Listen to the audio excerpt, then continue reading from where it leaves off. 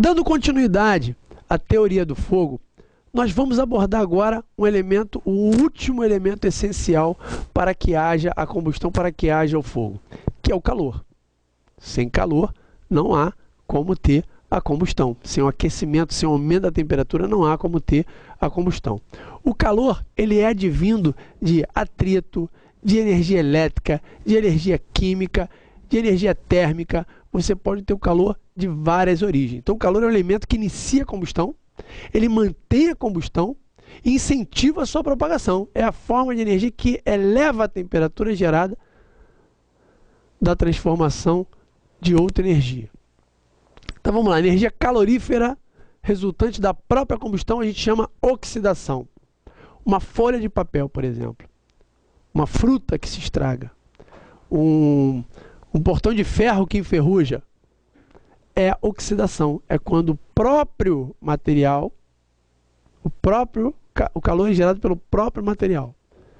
Existem alguns catalisadores que a gente vai ver, e alguns inibidores, a gente vai entender um pouquinho o que é isso, mas em princípio, se for do próprio material, chama-se oxidação. Calor espontâneo gerado pela fermentação, calor gerado pela decomposição de materiais orgânicos, decomposição do acetileno, por exemplo, decomposição do propano, calor de solução gerado pela dissolução de substância. Você pega o cal, por exemplo aqui, o cal virgem, e aí você pega o cal de pintar a parede e põe ele na água. Normalmente pega-se o cal e joga, está em pó, e joga num balde com água. Põe a mão por fora desse balde e veja se não há um aumento de temperatura. Há um aumento de temperatura. O próprio cloro. Você pega o cloro em grânulos, joga no balde com água, mexe, põe a mão, o balde fica quente. Calor de solução, gerado pela dissolução de uma substância em um meio líquido.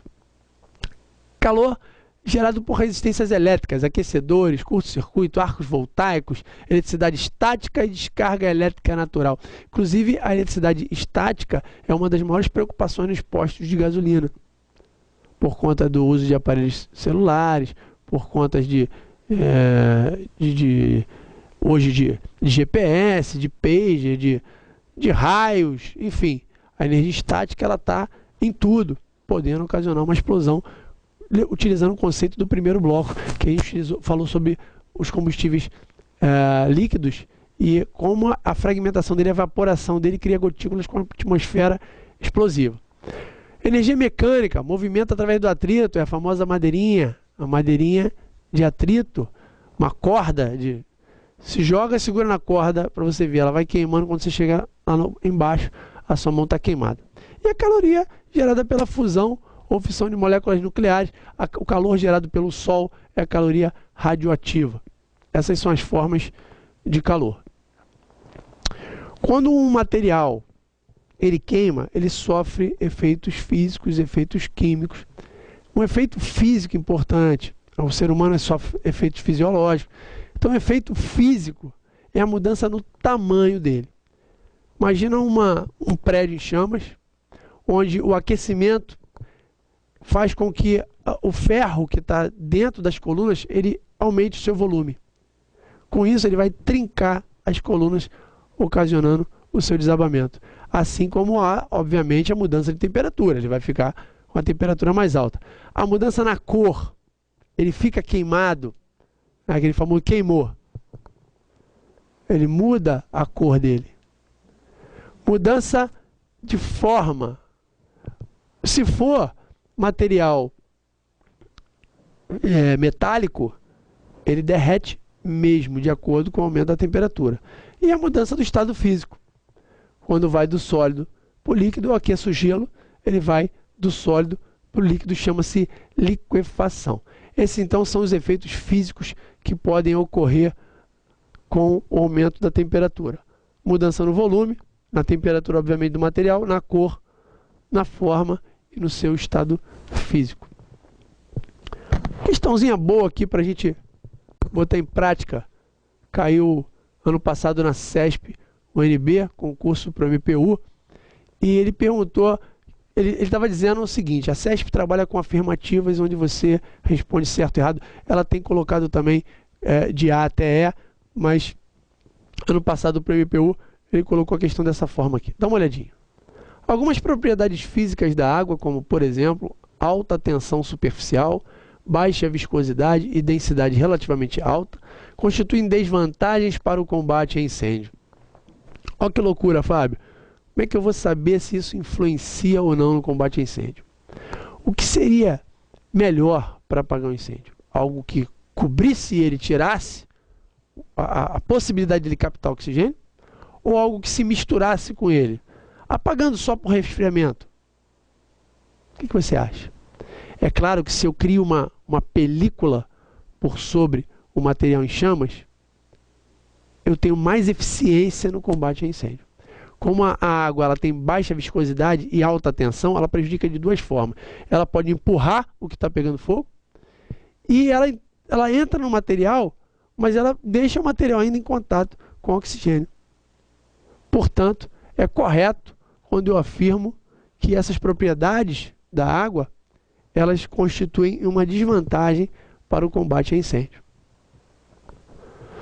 Olha mais uma, do mesmo concurso. Considere que uma panela cheia de óleo seja deixada sobre a chama do fogão. Questão clássica de prova. Panela cheia de óleo em chama no fogão. Dona de casa muitas vezes pega a água, enche a caneca e joga num desespero. Como eu disse, vai ser dramático se ela o fizer. Nesse caso, o que ocasiona um princípio de incêndio? Então, nessa situação, deve-se imediatamente jogar água sobre a panela para resfriar o líquido em chamas e fechar a saída de gás para evitar a propagação do incêndio. Fechar a saída de gás eu gostei. Na verdade, o passo a passo para isso aqui seria: desliga o gás, molha o pano, torce e abafa. Eu não posso jogar água em combustível líquido, não foi isso que a gente falou? Não posso jogar água em combustível líquido. Por isso é que você tem que ter atenção. Nesse caso, a resposta está errada. A CESP-UNB, ela tem esse perfil. Ela vai te cobrar princípios. Esses princípios que a gente está vendo sobre a teoria do fogo. Por isso é importante acompanhar todos os módulos sobre a teoria do fogo, antes da gente chegar no combate a incêndio propriamente dito, e entender como é que funciona todo esse contexto do incêndio e da combustão. Elementos essenciais do fogo, efeitos químicos. Falamos dos físicos, mudança de forma, volume, temperatura, enfim. Os efeitos químicos. Efeito químico, além de provocar uma decomposição do material, liberando gás e muitas vezes tóxico, determinadas substâncias aumentam a capacidade de reagir com outra, podendo ocorrer reações químicas perigosas. Efeitos fisiológicos na pessoa: fadiga, desidratação, intermação. O que é intermação? É um aumento muito grande da temperatura, fazendo com que aumente a sudorese, e aumentando a sudorese, obviamente, eu desidrato. Queimaduras por todo o corpo, e uma das outras principais, que são problema nas vias respiratórias. Dizem que o que mata no incêndio não é o fogo, é a intoxicação por monóxido de carbono. E é verdade. O monóxido de carbono ele tem uma afinidade absurda pelas hemoglobinas, que são as células que transportam oxigênio. Quando o oxigênio chega lá, as hemoglobinas estão todas ocupadas com monóxido de carbono, fazendo com que essa vítima ela tenha uma dificuldade de transportar oxigênio por o corpo, levando ao óbito. 3 formas de condução, de transmissão de calor: condução, convecção e radiação ou irradiação. Radiação e irradiação você pode confundir, porque elas são bem parecidas. Nós vamos tirar essa dúvida aqui, porque na verdade elas são praticamente sinônimos quando a gente fala em teoria de combate a incêndio. Mas vamos falar primeiro da condução. Imagina que eu tenho um material,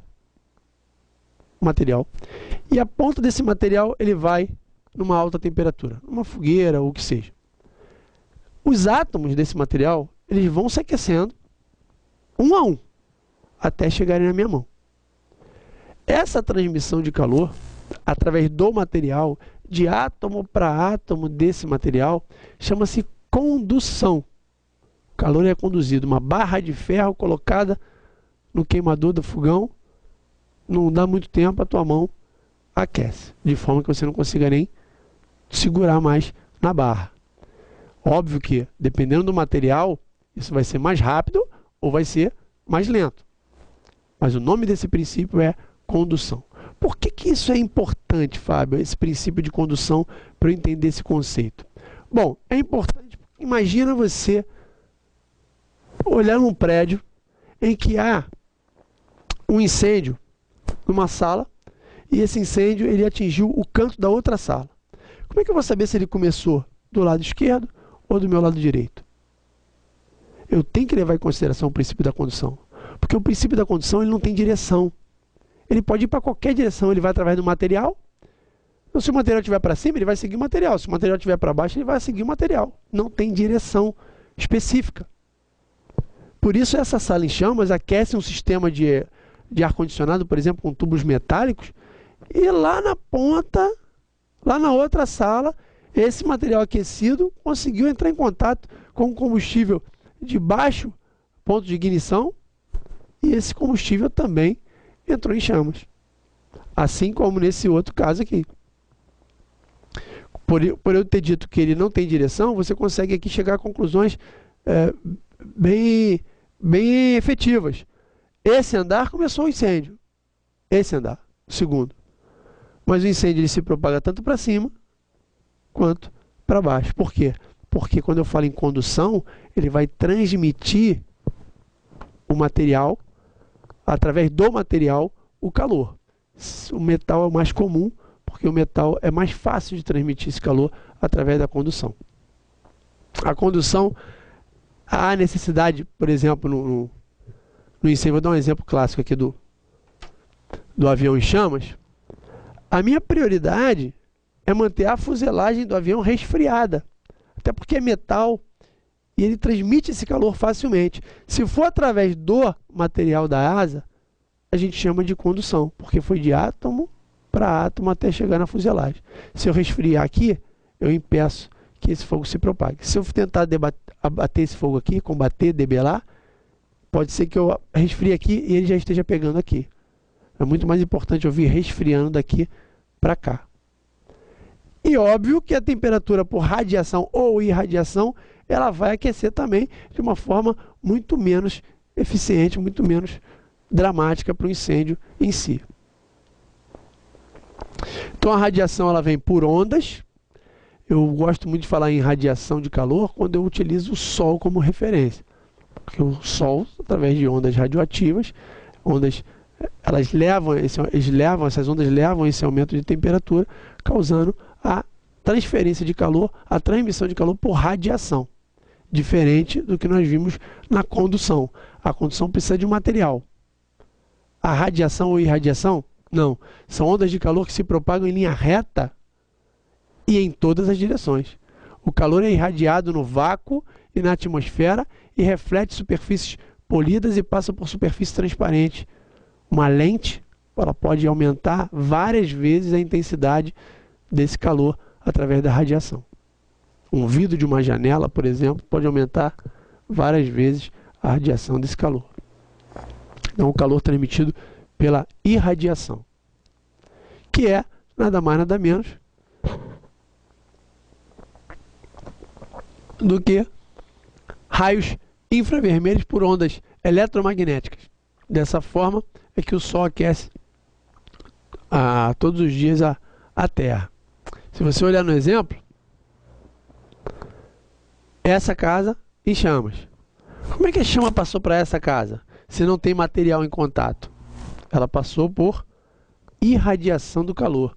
A cortina dessa outra casa atingiu seu ponto de ignição, então a outra casa também entrou em chamas por irradiação. O que o cara pode te cobrar na prova? O que a banca pode cobrar de você na prova com relação a isso? Ela vai te dar um exemplo, como eu dei aqui, uma casa sem contato de material, pegando fogo, e o fogo ele busca sempre oxigênio, então ele fica para fora da janela, e a casa ao lado acabou entrando em combustão também. E ele vai te perguntar qual é a transmissão de calor nesse momento. Ou ele vai dizer para você que o calor foi por condução, incorreto, por convecção, incorreto. Essa transmissão foi por irradiação, o que seria correto. A convecção é o calor oriundo da fumaça. Pô, Fábio, se ele é oriundo da fumaça, ele só pode ter um sentido, exatamente. Ele é ascendente. E essa fumaça, não se iludam, ela pode atingir temperaturas superiores a 700 graus, que é o ponto de ignição, quer dizer, mais do que o ponto de ignição de muitos materiais combustíveis. Então o calor se propaga através da massa de líquidos e gases que se deslocam do local do aquecimento através de corrente ascendente, sempre subindo. Mesmo exemplo do prédio em chamas, diferente da convecção, que seria para qualquer direção, diferente da condução, que seria para qualquer direção, a convecção, ela é sempre ascendente. Pega fogo no primeiro andar, ela atinge o posto do elevador e pega fogo também no último andar. Vai entender de onde começou? Vai, porque você conhece o princípio de transmissão do calor, chamado de convecção, através de líquidos e vapores de origem de um fogo, sempre no sentido ascendente. Passando do estágio de transmissão de calor, vamos entender um pouquinho agora dos pontos. Eu comentei aqui sobre o ponto de fulgor, comentei sobre o ponto de ignição, falei sobre o ponto de combustão, mas não especifiquei cada um, como eles são e o que são e como eles ocorrem. São pontos onde observamos certos acontecimentos comumente, no entanto, de forma diferente, em tempos diferentes. Se eu for falar, por exemplo, do ponto de fulgor, que seria o primeiro ponto a ser atingido por um material. O ponto de fulgor é a temperatura mínima para que haja desprendimento de gases e com a presença de uma fonte externa de calor, esse material aquecido, esse combustível aquecido, ele se inflama. Eu tenho um combustível aqui, sendo aquecido, e aí a temperatura dele vai aumentar. Como eu sei que ele chegou no ponto de fulgor? É fácil. O ponto de fulgor vai ser exatamente quando ele, com a presença de uma fonte externa, um fósforo, ele entra em combustão. No entanto, ele entra em combustão e apaga. Se eu tirar a fonte externa, ele apaga.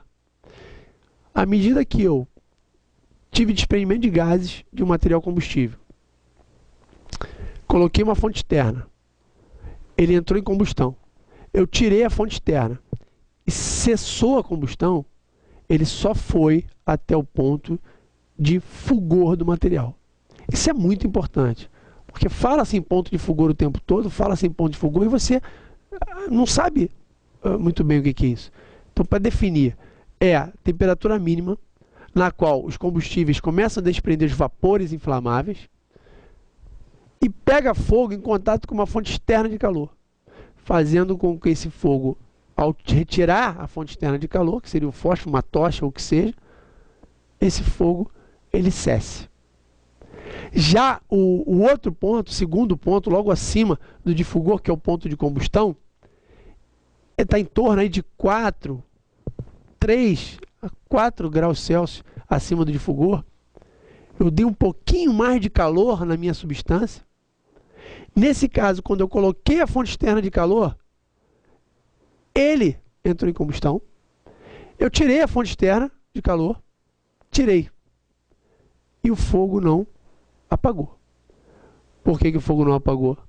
Porque ele entrou no ponto de combustão. Lembrando que a diferença entre o ponto de fulgor e de combustão, ela vai gerar em torno de 3 a 4 graus Celsius somente. Logo depois do ponto de fulgor, esse material combustível, se eu aumentar o aquecimento dele, ele vai atingir o ponto de combustão. Fábio, tem algum ponto em que eu não precise de uma fonte externa de calor? Tem. É o ponto de ignição. O ponto de ignição, ele independe de uma fonte externa de calor. O ponto de ignição é aquele em que há um aumento de temperatura, há o desprendimento de gases, e independente de uma fonte externa de calor, eu tenho a combustão. Isso aqui é interessante, no ponto de ignição. Eu aqueci o material, aqueci, daqui a pouco ele entrou em combustão. Significa que o ponto atingido foi o ponto de ignição do material. Não houve o emprego de uma fonte externa de calor para que ele entrasse em combustão. Simplesmente o aumento da temperatura levou a combustão. Foi bem entendido a diferença entre ponto de fulgor, ponto de combustão e ponto de ignição? É uma sequência. Eu vou aumentando a temperatura, atingir o ponto de fulgor, desprendimento de gases, porque eu já sei que o que pega fogo é o gás, seja ele um material sólido ou seja ele um material líquido. Aqueci, desprender os gases. Desprender os gases, fonte externa, pegou fogo. Tirei a fonte externa, o fogo apagou, eu falei em ponto de fulgor. Continuei dando carga de calor nesse material combustível, a ponto de ultrapassar 4 a 5, 3 a 4 graus acima do ponto de fulgor. Eu já, com o emprego de uma fonte externa de calor, eu já não tenho mais, ao retirar essa fonte externa, o cessar do fogo. Ele já se mantém uma queima autossustentável. Mas à medida que eu aqueço esse material, e ele, sem uma fonte externa de calor, sem um fósforo, sem um isqueiro, enfim, sem qualquer interferência externa, ele entra em combustão. E aí sim, eu atingi o ponto máximo de um material combustível, que seria o seu ponto de ignição. Encerramos esse módulo com os pontos de temperatura, falamos da transmissão de calor, condução, convecção e radiação, e fechamos agora esse segundo bloco com os pontos de temperatura, ponto de fulgor, ponto de combustão e ponto de ignição.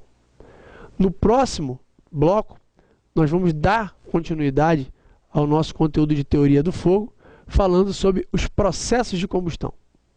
Não perca, daqui a pouco a gente volta.